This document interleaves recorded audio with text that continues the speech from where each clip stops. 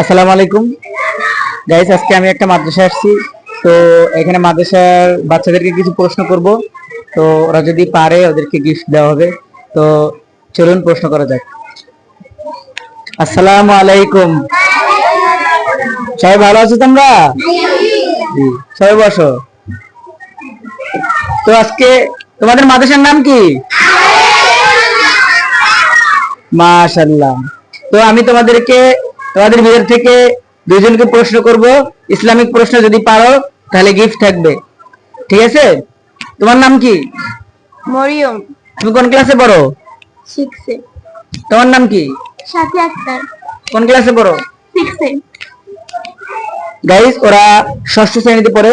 তো ওদেরকে আমি কিছু প্রশ্ন করব, যদি প্রশ্নের উত্তর দিতে পারে তাহলে গিফট থাকবে। 5টা প্রশ্ন করব, 5টার ভিতর থেকে 3টা পারলে তোমাদের জন্য গিফট থাকবে, কেমন?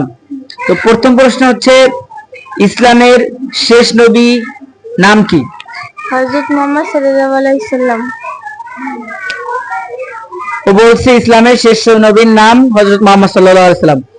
উত্তরটি সঠিক হয়েছে। 2 নম্বর প্রশ্ন হচ্ছে, কোরআন শরীফে কতটি সূরা আছে? 114টি। মাশাআল্লাহ, 2 নম্বর প্রশ্নের উত্তর সঠিক হয়েছে।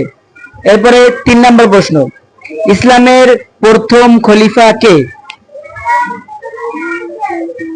5 সেকেন্ড সময় পাবা। 1 2 3 4। তুমি পারবা? তুমি বলো। হযরত আবু বকর রাদিয়াল্লাহু। মাশাআল্লাহ, ও পেরেছে।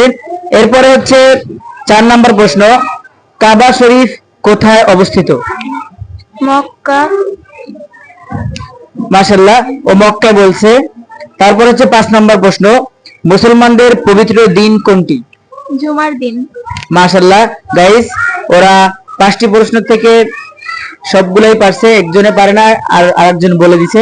তো মাশাআল্লাহ 5টি থেকে 5টি পারছে। তো ওদের জন্য একটা গিফট থাকবে। গিফট হচ্ছে একটা চকলেট। নাও, তোমার জন্য একটা।